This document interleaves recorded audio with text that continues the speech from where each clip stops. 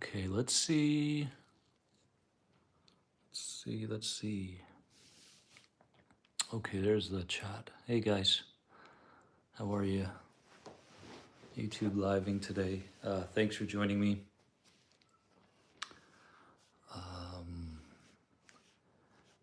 Joanne Harris, good morning. Fantastic to be with you all today. I'm excited to answer any questions that you may have on this YouTube Live, my friends, and see where you're from and how your progress is going, and take it from there.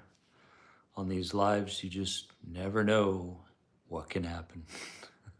Can you guys hear me? Comment below if you can actually hear me. Make sure the technical stuff is out of the way. I'm doing great, Jennifer. Thank you. I'm glowing. Thank you very much. Very kind. Okay, I can be heard. That's good. That's always good. It's always good to be heard. Cool. Yeah. Thank you, Dennis. You've helped me more than you'll ever know. Well, that is fantastic, Nico. That's great to hear.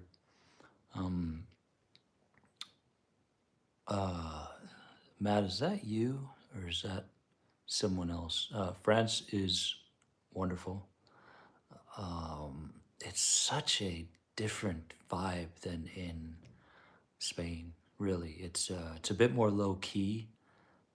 Robin says it's a lot more masculine in terms of energy than it is feminine, whereas in Barcelona. But yeah, I really like it, enjoying our time here. So next stop is in England. Well, after France, which is going to be about next week, we'll be in England. And anybody from England, comment below.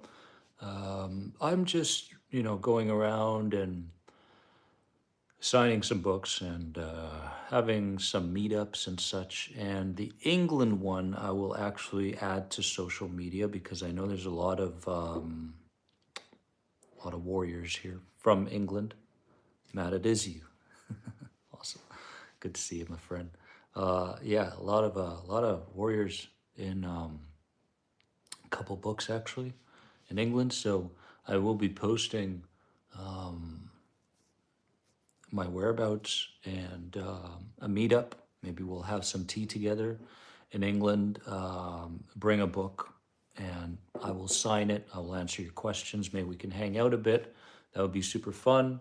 And yeah, hopefully you can join us if you are in the southern part of England. So that's happening. But thought of the day. Well, I'd actually really like to just get into Q&A instead of go through my own thoughts and such, because there is so much content out there already that I put out.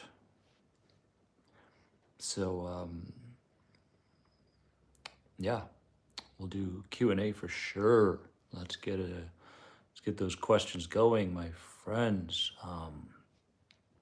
Patty, are you in England, Patty? When you ask a question, it seems to fade out quite quickly, so I gotta make sure that I am on the ball, or else they go.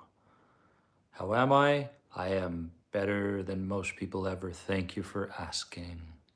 Patty, you're in New York. Okay, cool. Interesting. Cheers. Got some green tea going today.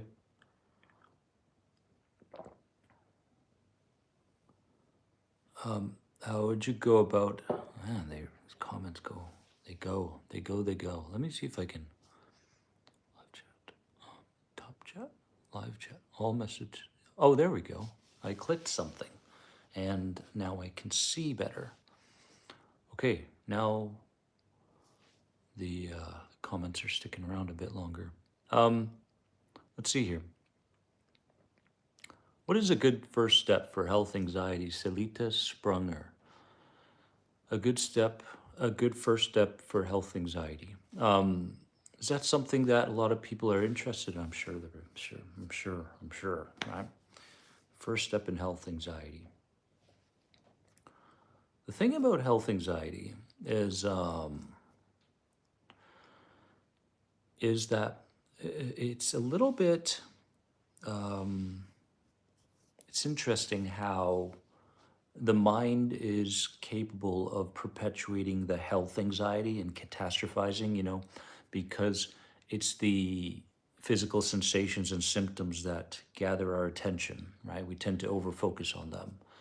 And the inner child or ego or shadow or whatever you want to call it, subconscious mind, jumps in and gives us something extra to worry about around the sensation, because you'll notice that your inner child is very much like Dr. Google, right? And so your inner child will say, well, are you sure it's just a physical sensation or symptom? And I believe the inner child does this to keep us standing guard, to keep us in an emotional state that is in line with the fight or flight response. So the inner child or subconscious mind has very important reasons for keeping you in that state, because it doesn't want you to give up. It doesn't want you to relax, because the moment you relax, it feels like the world's going to overwhelm you again. So for those reasons, it wants to keep you in those states. Now, what's the first step towards healing health anxiety? I believe it's the recognition, it's the real recognition that health anxiety is not necessarily healed from the mind in most instances, from what I've experienced. What I mean by that is that if you go about trying to heal your health anxiety through acts of thinking greater than the anxiety, what that does is it still gives energy and focus to the anxiety or health anxiety in this context. So you need to understand that it's if you don't want to approach health anxiety healing through the act of thinking. Okay, because if you do, you're going to find yourself in a perpetual state. Yes, you may gather some progress around health anxiety and sensations may subside, or you may see beyond them for a short period of time. But the problem is a lot of health anxiety sufferers are low on SRUs, called self-regulating units. And these self-regulating units are units of energy that we have. We only have a finite amount of this energy. And when we're out of this energy, what happens is we fall victim to the quickest way of healing something or taking care of something, hedonistic behaviors, right? So it's very important that health anxiety sufferers in the beginning stages understand that it's the feeling that will alter the anxiety or health anxiety, and it's the acts, right? It's the act that will create positive momentum in the direction of acceptance in terms of what what the symptom really means, if that makes sense. So without overcomplicating it, you need to understand that take away the thinking aspect. I have to think like this and I have to think like that and so on. Take that away in the beginning stages of the health anxiety healing journey, and instead make sure that you focus on creating more evidence around your good physical, mental, emotional, spiritual health instead.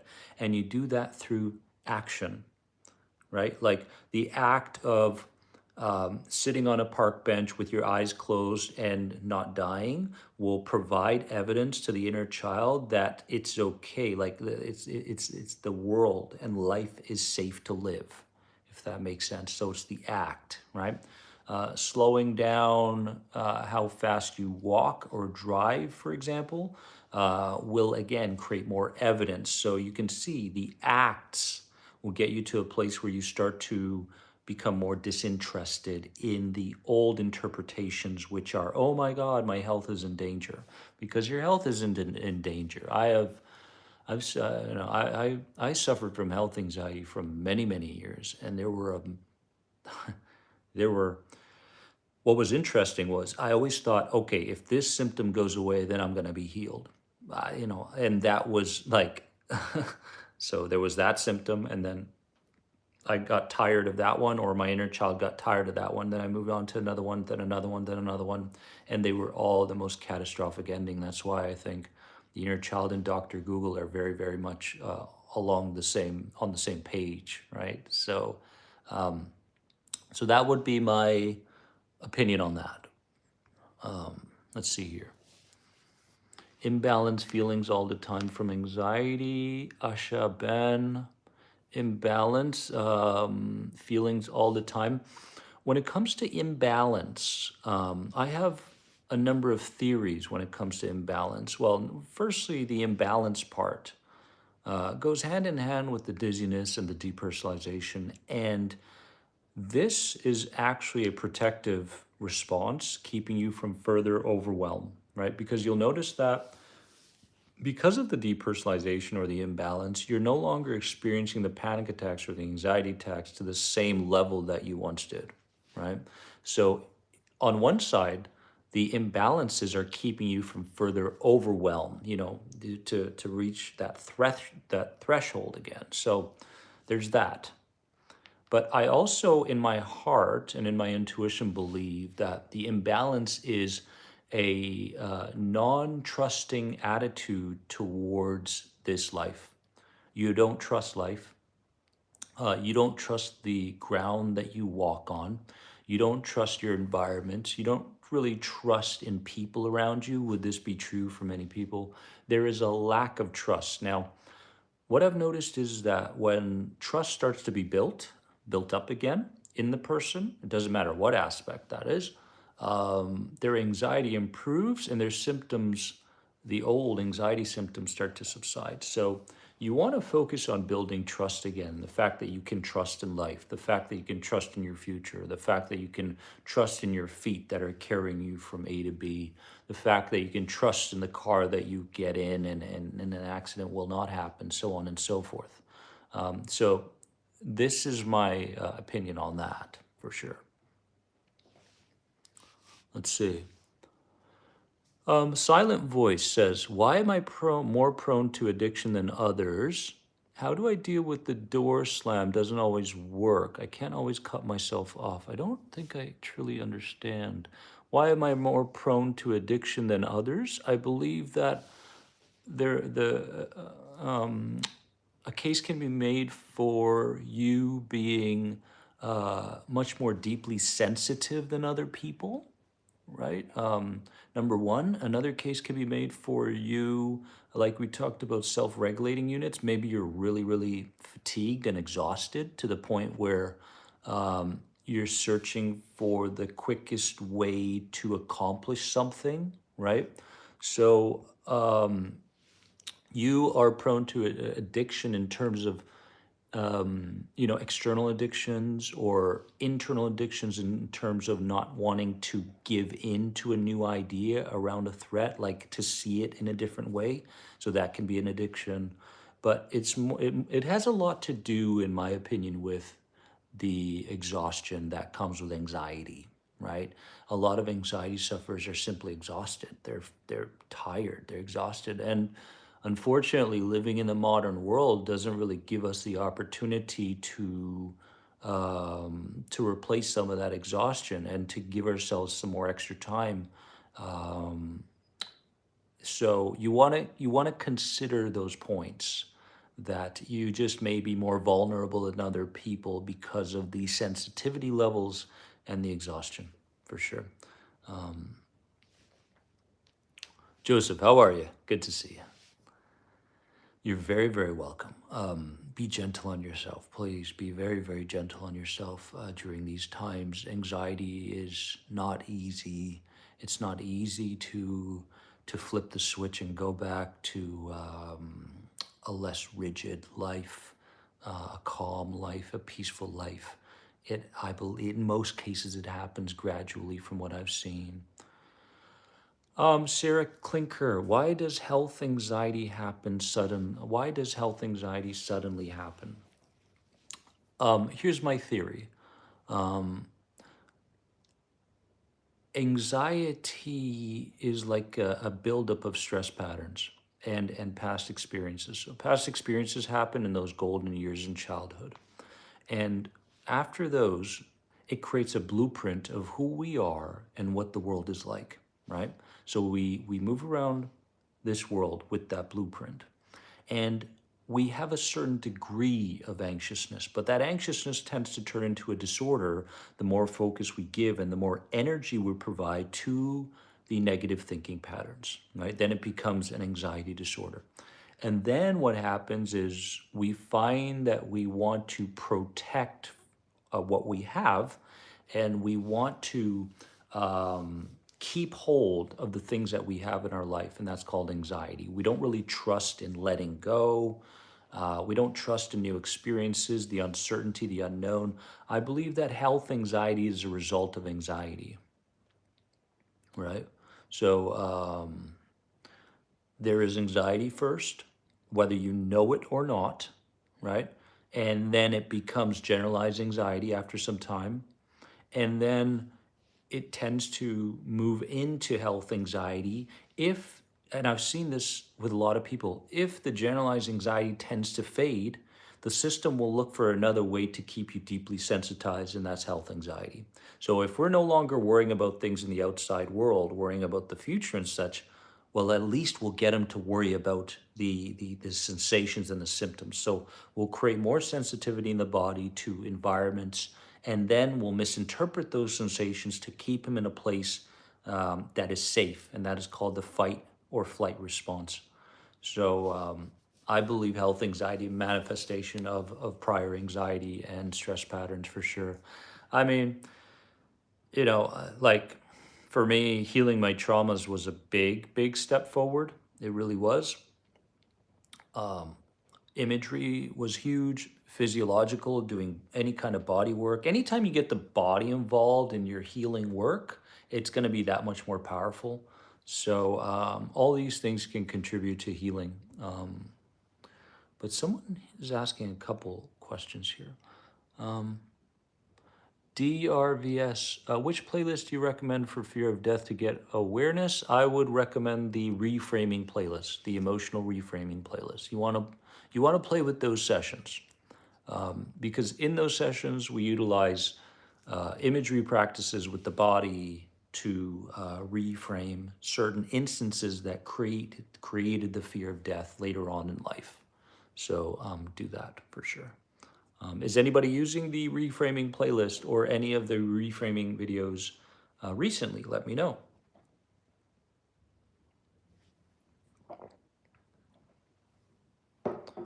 Great questions, guys. They have a lot to do with health anxiety, it seems. Also, my legs shake all the time. Asha Ben, make sure that if you are, if anybody is really worried about these symptoms and such, get them checked out so that you have peace of mind, number one. And then number two, make sure you understand that any kind of, trembling, twitching, these sorts of things are based on a very sensitive, sensitized nervous system, right? I mean, it's like it's like a car that is full on gas pedal but also full on brake, right? Eventually the car is going to start to wear itself down. Okay, so whether you know it or not, the way you've been going in life has been contributing to the anxiety buildup. So you need to really look at your life and also go, this isn't normal. Like this way of seeing the world and these stress patterns, this is not normal. As much as my system wants it to be normal for me, this is not a normal way of going about my life, right? Anxiety should be a chapter in all reality. Yeah, so really reflect on your life as you go about it. Joseph's using the health anxiety affirmations. Fantastic, my friend. Patty's using the mapping. Good to hear it. Sarah, you're very welcome. How do I come to terms with floaters? The quickest way, Julie? Find something you like about them. I know that sounds really weird, but guys, any symptoms that you're currently circling around and things that are bothering you in terms of anxiety symptoms, find something you like about them. Like for me, for example, I used to look at my anxiety symptoms and go, why are they not going away? Are they still here? What could this mean? You know, all these questions, right? Which used up so much of my energy that I had no energy to give to other aspects of my life. And I got to a point where I said, oh my God, like all of these things are connected to the same thing, right? And because they're connected to the same thing, I am living on the inside. I am living with a subconscious mind that loves me so much that it wants to protect me 24/7, every single day, every single hour of my day. It wants to protect me so much. It loves me so much. And it's giving me the feedback of what still needs to be healed, right? And you have to understand that with the anxiety symptoms, you don't want to approach them in terms of how do I deal with them.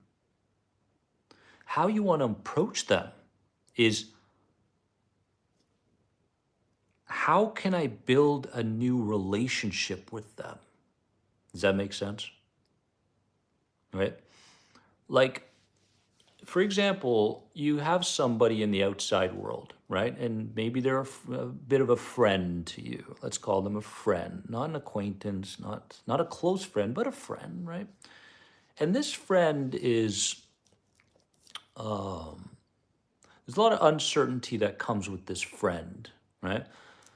So you could easily say, oh, this friend is no good for me, goodbye, right? And the friend just keeps wanting to attach to you. Or, you know, you build a certain other perception around the friend and you build another relationship with that friend. So what I'm trying to say is when it comes to your anxiety symptoms, you have to build a better relationship with them and you have to build a better relationship with your body as a whole. What's interesting is, and nobody will tell you this, right? If the mind gets out of the way, right, if this, we'll call it monkey mind, gets out of the way, that tends to build on the inner child perceptions, right?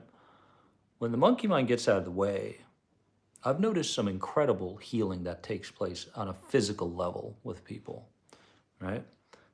Anything can be healed once the mind gets out of the way, but it's that trust to say, you know what? There's an intelligence within me that's beating my heart for me. Like, are you beating your heart for you? No. There's an intelligence within you doing that, right?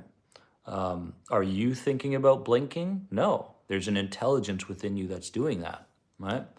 Are you thinking about walking? No, right? These are things that are happening. Your digestive systems, this, that, your nervous system. So there is an intelligence within you that already knows how to heal the, let's call it damaged parts of your physical body, the aches, the pains, the distresses and such. But the mind has to get out of the way and you have to trust this intelligence to do its job, right?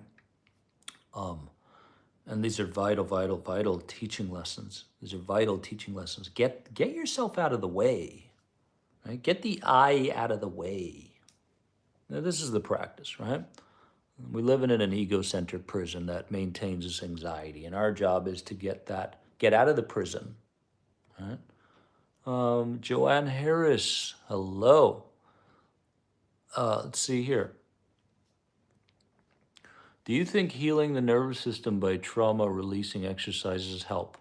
Oh, 100%. Of course it helps.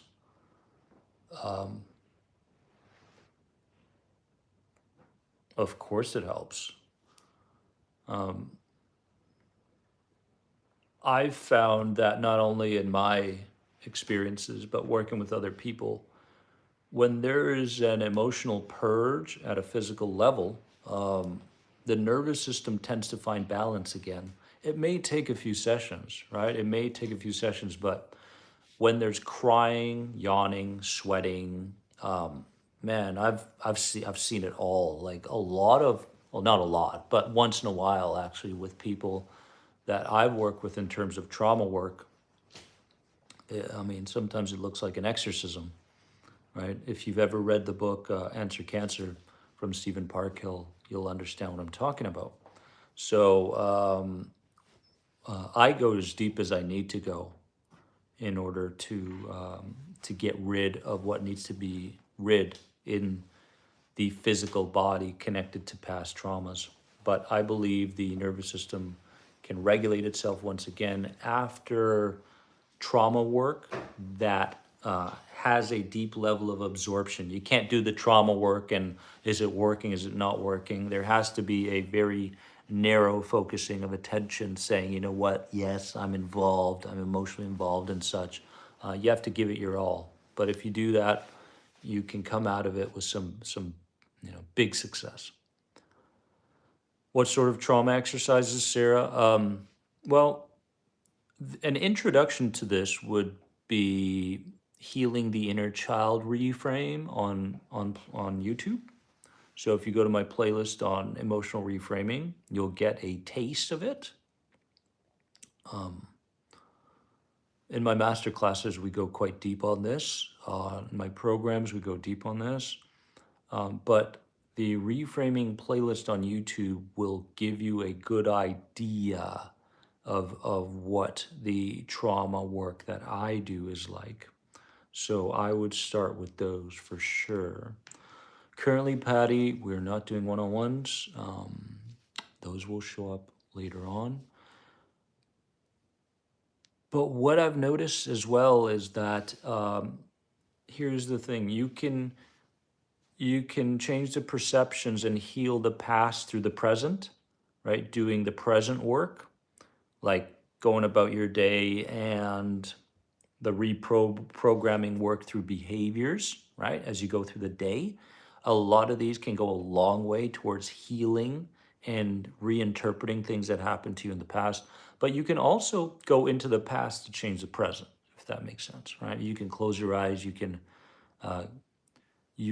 want to replay past scenarios, but you want to touch on past relationships and situations in a safe manner and bring them out of that experience in a different way. Like one of the questions I ask is if you could go back in time to that same moment that you believe started your anxiety disorder, if you could go back to that same moment back in time, what would you like to see that's different? What would you like to hear that's different? What would you like to feel that's different? What would you like to even taste that's different? Because a lot of people that can't eat certain foods, that has a lot to do with the traumas from the past, right? What would you like to smell that's different, right? So I ask them that question and they come out of that experience. And next thing you know, their whole life is altered, right? So we do this kind of deep work. Ashana Khan, do deep breathing help anxiety symptoms?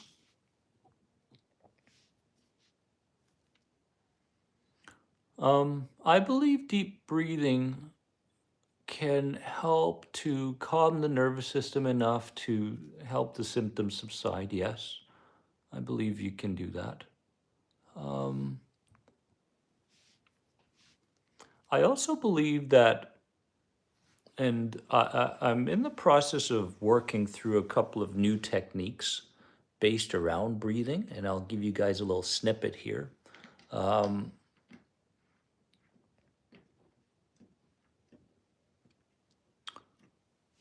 I think it's best to just do it live. Would you like to do something? It's only going to take about, a minute and a half, maybe 2 minutes. Comment below if you'd like to do a quick little reframe with me. Because explaining it is fine, but doing it is even better. Patty's always on board, I know. She's an animal. She's well on her way, well on her way. Bernice, hello. All right, well, if you're in a safe place, go ahead and make sure that you're sitting with your feet flat on the ground. Okay, close your eyes. Yep, no more commenting. Nobody needs to comment, that's fine. We can concentrate on what we're doing here. Hi, Bernice. If feet flat on the floor. Close your eyes. Take a nice deep breath in. Hold it. And let it go with a sigh. That's it. With your eyes closed again. Deep breath in. Hold it. And let it out with a sigh. Deeper and deeper with every breath you take. That's right. Noticing that you are feeling much more relaxed in your head area. Focus on your head area and notice that if there's any tension in that head area, it is subsiding now, moving that relaxation down from your head all the way down your eyelids. Notice how easy it is to let go of the tension in your eyelids. That's right. Good. Moving that relaxation down your neck. That's it. Letting it go. And moving that relaxation further down your shoulders, down your arms. That's right. It feels like a river now flowing from the top of your head down to the tips of your toes, relaxing your chest and letting go of any tension there. That's right. Moving further down to your stomach and down your waist, feeling more and more relaxed with every moment. That's it. Feeling more and more relaxed now, moving down to the top of your legs, all the way down your calves and down to your ankles, to the tips of your toes. That's right, feeling more and more relaxed with every moment that passes. Good. Allowing yourself to go deeper and deeper into a relaxed state. That's it. Allowing yourself to trust in what you're doing right now. That's it. If there's any ideas that want to grab your attention, you allow those ideas to come and go like clouds. Here comes another cloud. And you notice that it's going away. That's right. You can even wave goodbye. Bye bye, cloud. That's it. Another silly idea tries to get your attention. There it is. And off it goes. That's right. Feeling more and more relaxed in mind, feeling more and more relaxed in body. That's it. Now I want you to notice, bring to your imagination a picture of somebody from your past. And this person has something to do with installing fear into you. That's right. Could be your mother, could be your father, could be a sibling, could be a stranger, could be a teacher, could be anybody. Bring the picture of that person into your awareness, in your imagination now. That's right. And I want you to hold on to this picture now. And I want you to notice what your body does initially when you think about the picture. What did your body just do? Just reflect. That's right. And then stop reflecting. Now, with that picture, that's it. I want you to notice that keeping the picture in your mind right now, I want you to focus on your breathing at the same time. 4 seconds in through your nose, 4 seconds out through your mouth. That's right. Hold on to the picture of this person who installed fear into you and focus on your breathing in and out for 4 seconds each. That's right. Good. Continue to breathe this way as you focus on this picture. That's right. As you focus on this picture, continue to breathe this way. 4 seconds in through your nose and out. Good. Over and over, slowing things down now. Slowing things down. That's right. Keep that picture in your mind now. Good. Freshen your imagination. That's right.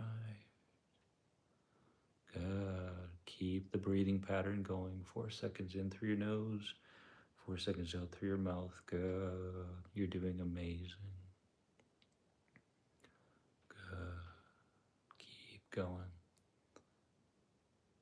Excellent. Now just allow your breathing to normalize in its own rhythm now. That's right. But keep the picture in your imagination and notice how you feel about it. Notice what changed.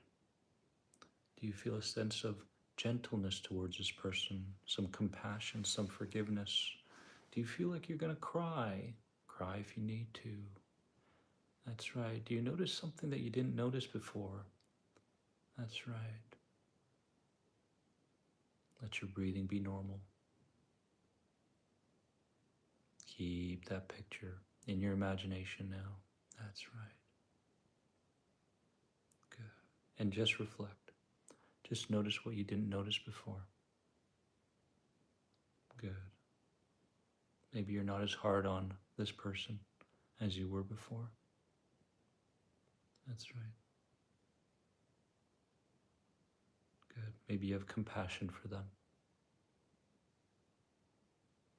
Maybe you can see that their patterns, right, have nothing to do with your patterns. You're two completely different people. And maybe you realize that you can separate yourself from this person now.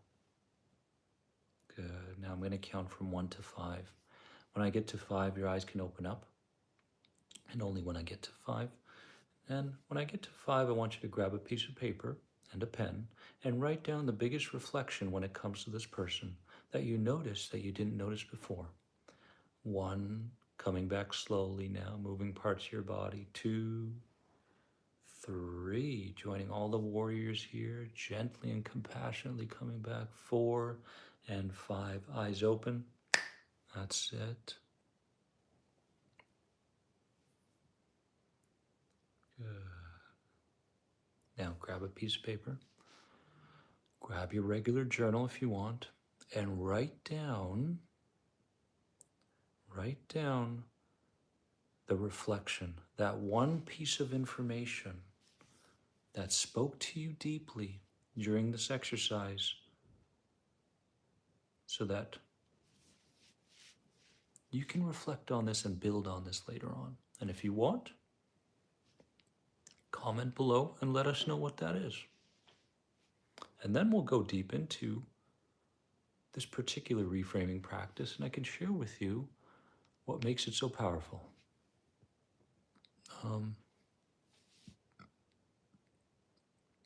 Zepto, welcome. You're free. Yes, you're here. Nice to have you here with us, guys. Hit the like button if, in fact, you're enjoying this live and you want more in the future. Hit the like button. That's right. I don't ask for that enough. I would appreciate it. And if you just enjoyed that little quick introduction.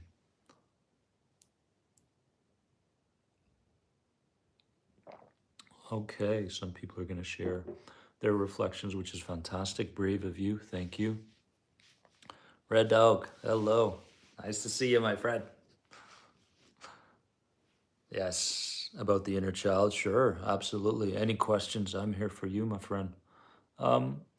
Patty realized that it made her realize that she didn't have to give that person power to make me have fear. It was simply a weakness in me. I am much stronger now. Look at that. That's right. So within a few minutes, this recognition that may have been weak before, maybe it got a bit stronger now, right? Naomi says, your body is capable of fooling you. Accept this. So that's the realization that she met with. PC, I thought that person probably had a bad past that made her mean. So what's happening here is that we're starting to separate one person from us. That person had a difficult past, and therefore the way she may have treated you or he may have treated you has nothing to do with you, but it's a reflection of what happened to that person. Absolutely. Sarah says, more of these exercises on your channel, please. Sure. Get your feet wet with the emotional reframing practices. That playlist is quite powerful. Good. My patterns don't have to be her patterns. There it is. That was powerful to me, Chris says. Okay, good. Now here's the takeaway from this. Zepto, I will definitely get to this question here. The takeaway from this exercise is this, okay? For every emotional state that you experience, whether it's positive or negative, there's a certain way your body looks and a certain way that you breathe. This is so important that you should write it down, okay? If you see a depressed person, they look a certain way that reflects their depression, and they breathe a certain way that reflects their depression, right? And then that perpetuates more depression. Anxiety looks and breathes a certain way. Inner peace looks and breathes a certain way. happiness, joy looks and breathes a certain way. So for every emotional state, there's a way we look and there's a way we breathe. Now, when in the past, when you thought about this person, right, I bet that, you became tense in your body, number one. And number two, your breathing became so shallow that it continued to perpetuate the same perception over that person, right? It's like this threat when you thought about this person. True or false? Let me know. So, there are perceptions like that person was a bad person, installed fear into me. It's all, up to them. Of course, we're working through those now, but, you know, notice that now through this practice, all you have to do is come up with the picture, right? The picture of them in your mind's eye, and at the same time, change the way you look in terms of your posture and your body language, and change your breathing to match with a slower breathing rhythm so that your body changes the way it associates to this person. Does that make sense? Right? Like, for example, you'll notice that if there's a chaotic situation that's happening, the person that has the calmest nervous system and is able to control their emotional state in that very moment has the most options, right? Has the most flexibility. That's the person that saves all the other people. The people that are frantic, breathing in a certain way, posture slump, tension, all that sort of stuff, they're on fight or flight, right? They can't think anymore. The thinking brain is gone, okay? So the power behind this exercise is that, find a picture, and it can even be a physical picture, right? Physical picture, put it in front of you and just start breathing in a way that, resembles inner peace and a new association. And that's it. You don't have to think anything. You don't have to, go into your thinking brain and say, well, should I change this or that, or should I see this differently? No, right? What we're trying to do here, guys, is this. We're not necessarily trying to change the way we think. If we change the way we think, but the physical body stays sensitized, what's the point? Right? So many people are so focused over their thinking that they forget that the most important thing is to prove safety to the body. Prove safety to the body. So picture slower breathing pattern, posture in that very moment, and just go with it. Go with it and allow the new perceptions to happen. Oh, maybe I've been too hard on this person. Maybe this person had a traumatic past themselves. All these sort of perceptions you will start to download, because here's the other problem. We can't download the right information to take us out of anxiety if we don't take ourselves out of anxiety first, right? So what that means is if you're always anxious, you're never going to be able to download the information coming from source that will help you to move beyond the anxiety.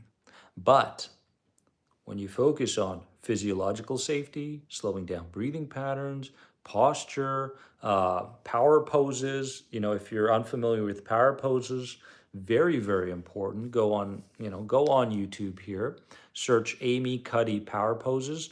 I work a lot with two different things: the body, right, and the imagery practices. These are where my strengths lie. And I've seen when you combine these two, the thinking takes care of itself. But in talk therapy, we're diving into a million different ideas of how to perceive and this and that. So we may be perceiving differently at a mental level, but physically we're still sensitized, which makes no sense, right? Does that make sense? Right? I'm always questioning myself, like, is what I'm saying coming off in the way that I want it to come off? Comment below if you're with me. Nico, I'm visiting Brighton in England. Taking a train to London first, and then going straight to Brighton. Have a few friends there, and I will be spending a good 10 days to 2 weeks in Brighton. and I will have a get together. I think I'll have one get together in those 2 weeks. Most Brighton, London, I don't know. We'll see. All right. So what I'm trying to say is work with your imagination to no longer unconsciously imagine the worst, but consciously imagine the best, right? So your imagination is playing the biggest part in perpetuating your anxiety. Remember that. It's not your thinking, it's not this, it's not that. It's when you give a certain idea enough energy and focus, you will create images in relation to that idea.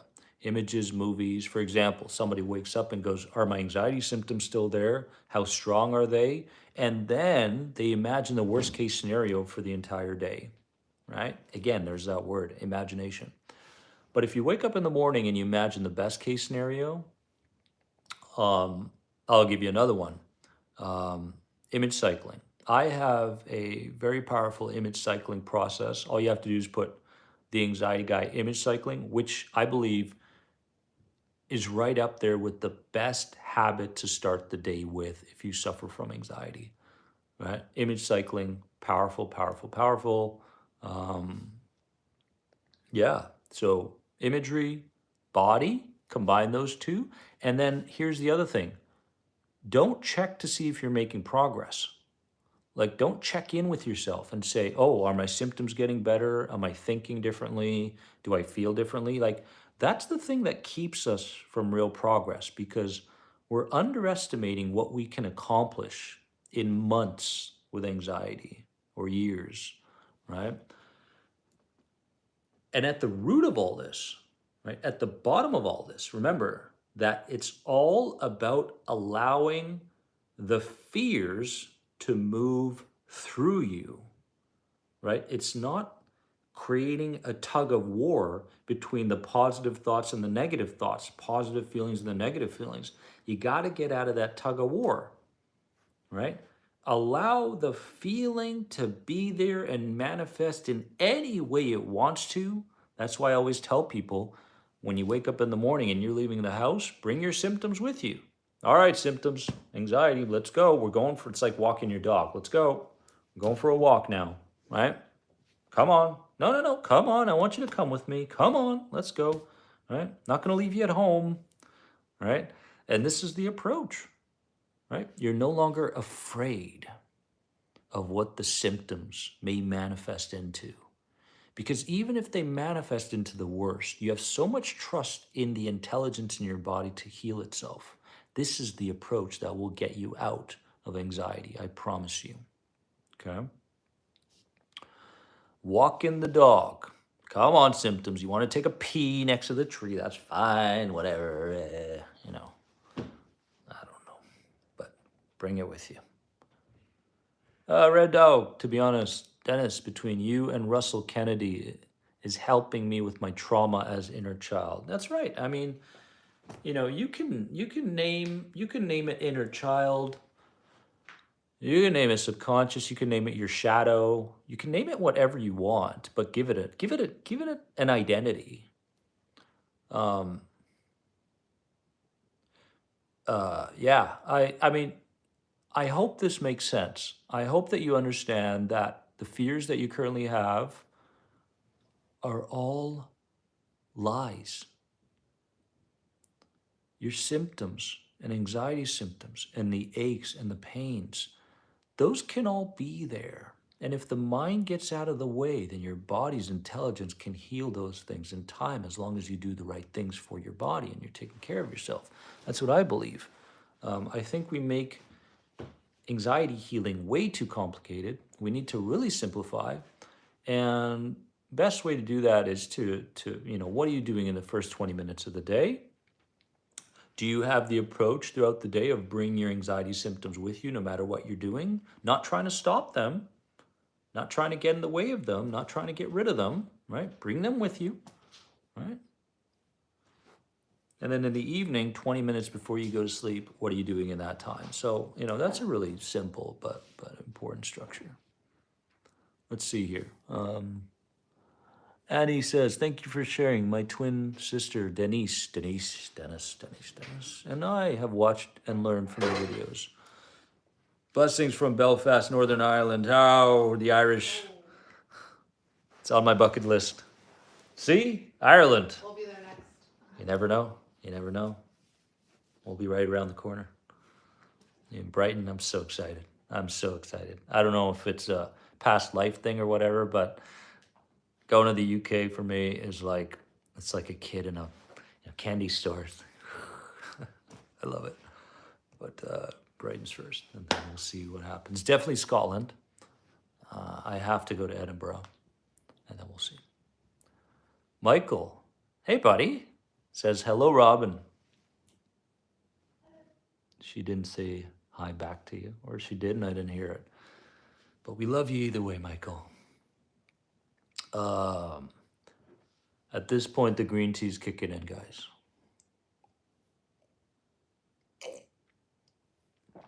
Let's see here. Okay, Cheyenne, can we apply what you said to healing an illness and not just anxiety?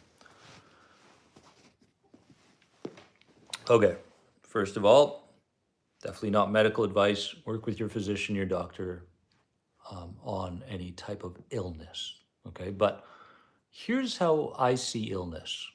When I think about physical illness, I think of the emotional weight that a person has carried throughout the years that has eventually led to a physical issue. Now, when the person, and there's that key word again, allows, trusts, I've seen miracles happen.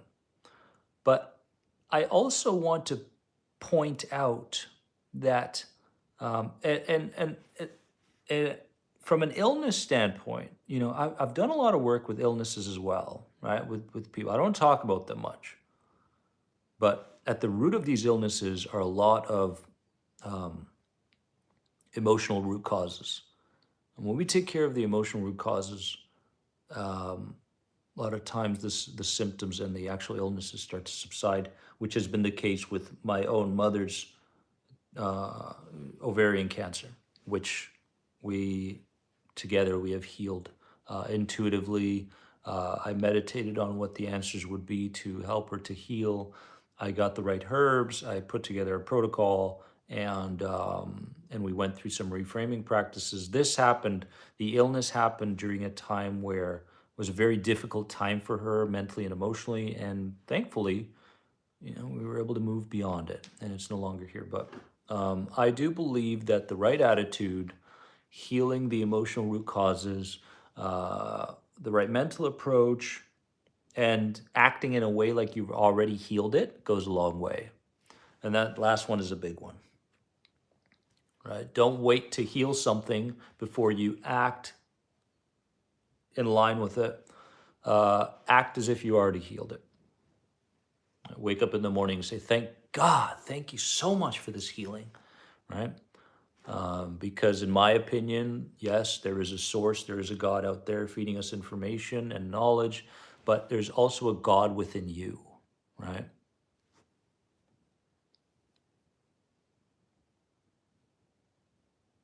Let's see here. Oh, I love Barry's work. Absolutely. Very kind and generous man. Yeah, we connected many years ago.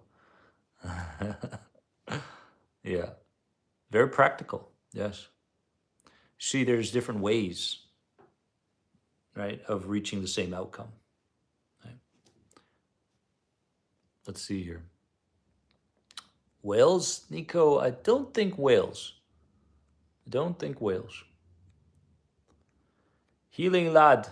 Hi, Dennis, longtime fan. Oh, thank you very much and welcome. What do you think about sound and light sensitivity and anxiety? I've had hyperacusis for 2 years and my ear muscles hurt so much from clenching I can't listen to music. I'm sorry to hear that. Absolutely. Sound and light sensitivity during anxiety of tenfold. And that was a part of the last video, this magnification that happens with anxiety, right? Um,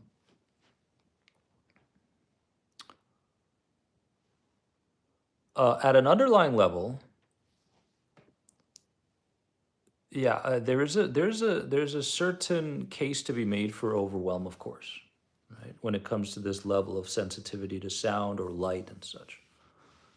Um, so there's a case to be made with the person being overwhelmed. Um, the thing is the interesting thing is the negative experiences in a person's lifetime compound a lot more deeply than the positive experiences. It's a lot easier to recall the negatives than the positives, right?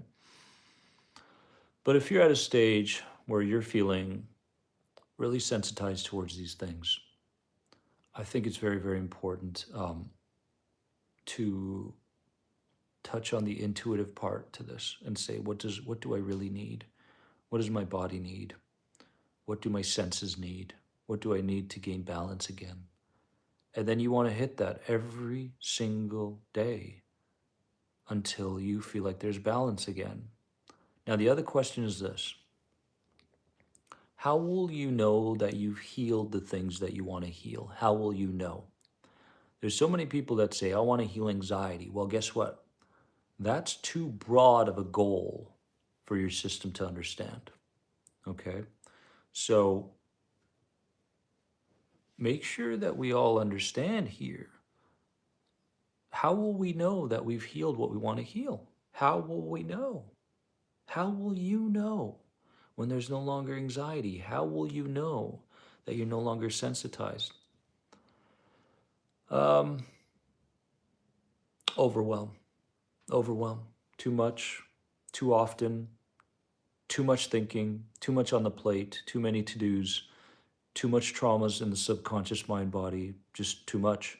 Um, things like this, when you do sense this level of overwhelm. I don't believe in exposure work when a person's overwhelmed to this degree.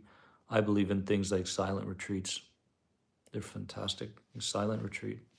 You just go for a week and you come back and things start to feel normalized again, right? Um, nutritional deficiencies, definitely magnesiums, definitely zincs, magnesium, zinc, definitely B vitamins, um, avocados, pumpkin seeds. These sorts of things can go a long way towards your healing. So there's some input there. Magnesium supplement, thank you, Jennifer. And a positive diet will help you a lot. Yes, 100%. Chrono Tide. Finally, I see you live. I'm all the way from Finland. Hello, Finland. I have all 3 books. You don't have the 4th one? Just kidding. And I've subscribed because I really love you, and I love you too. Thank you for spending time with me. Yeah, Matt, Brighton, absolutely. I'm very excited. I don't know enough about Makarutlu. That's something that I suggest you look into if, in fact, your intuition is pulling you in that direction.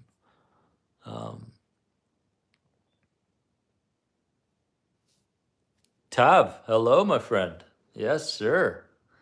Yes, sir. Welcome, welcome, welcome.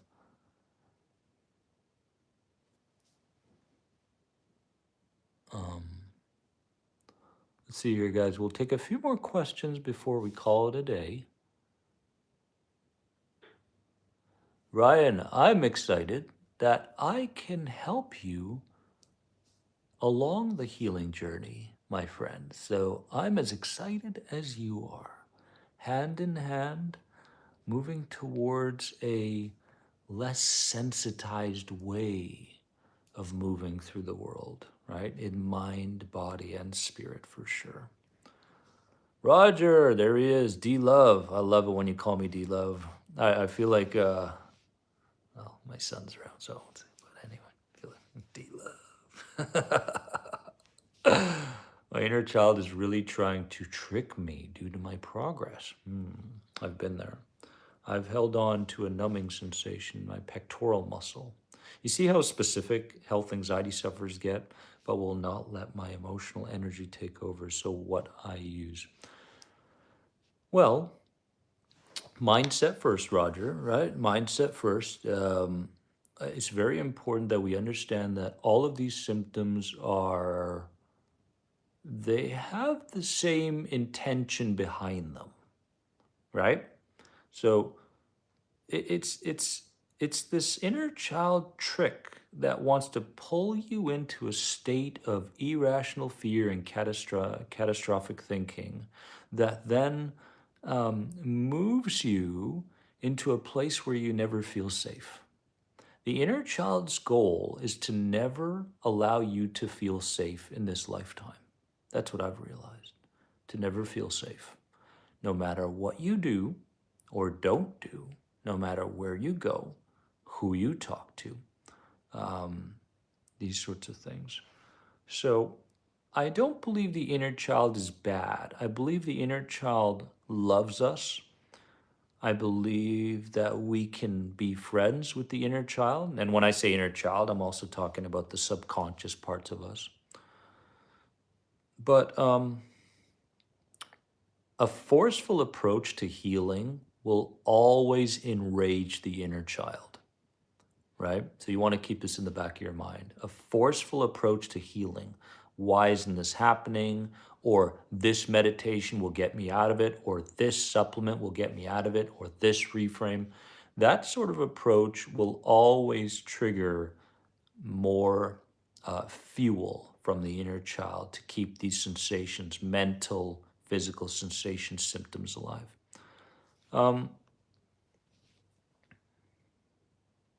But as long as you know that, as long as you know that you can group all these sensations and symptoms back to the same place of not allowing you to feel safe moving through this world, then that should give you a certain degree of comfort, number one, and trust that you can leave these things alone.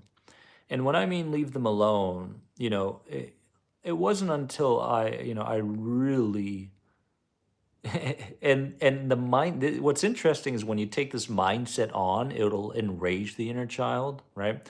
So your sensations and symptoms may get worse, you may feel more tired and such, but after that it starts to give up. It's like a, it's like anything that looks for your attention, right?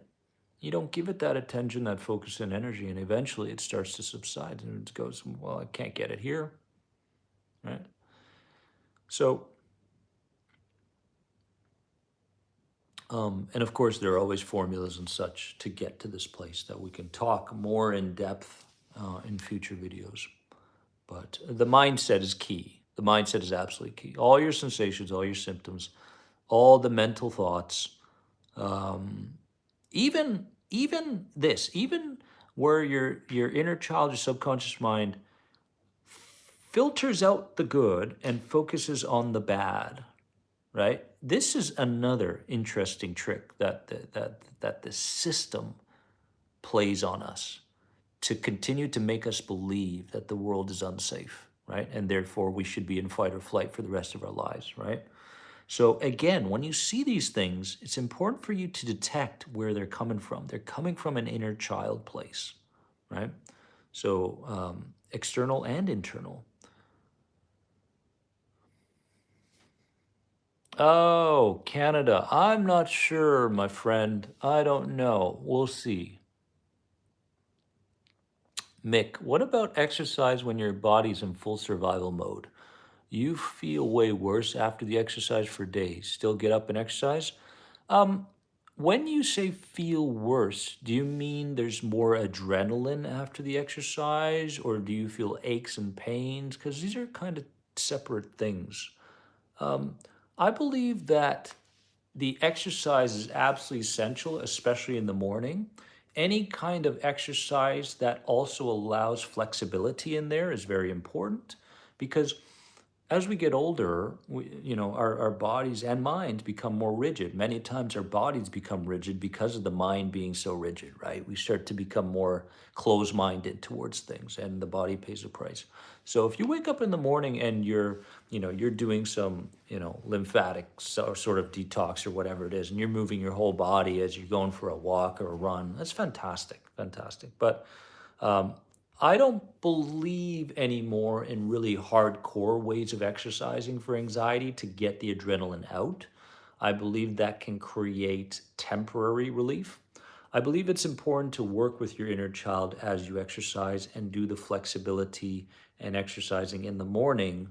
Um, like I said, bring the inner child with you as you exercise. We're going to work out now, right? Let's see. Benno, how to stop a negative thought loop. When one negative thought just keeps replaying in your mind. The imagination. Close your eyes. And as you close your eyes, like we did a little bit today, pretend like every one of those thoughts are like clouds. As you see one cloud come into your awareness, it leaves outside of your awareness. Wave goodbye. Bye bye, cloud. So you have the thought on that cloud, right? And all these thoughts are energy, and all energy comes with a certain color. So you can notice the cloud. Maybe it's black coming into your awareness. There it is. There's that thought again, and off it goes. Bye bye, right? What you don't want to do is grapple. What you don't want to do is create a tug of war with these thoughts, saying, no, it's positive. And the inner child will say, no, it's negative, right? And you'll say, no, it's this way. Inner child will go, no, it's this way, right? You don't want to get into that kind of battle because you'll lose every single time. But use the imagination in very creative ways, to show your system, because your system doesn't know the difference between something that it's seeing and something that it's imagining with great emotion behind it. That's why I use so much imagery in my reframing practices with people. But you got to do it consistently. Let's see here. Oh, you're fully exhausted, Mick? Okay, you're working your adrenals too hard then, right? Adrenal fatigue. When you have adrenal fatigue, the thing that you don't want to do is to exercise too hard. You're only taxing yourself even further. I would look into herbs and supplements to help bring balance back to your adrenals and possibly your kidneys. And then I would take the exercising in more of a slow manner and make sure that when you're exercising, you're doing things that are fun. Okay, this is the direction I would go in terms of your exercise routine. Okay, very crucial. All right, one more question, guys. Here we go. We are spirits inside a human body that has a ego. Thank you for this.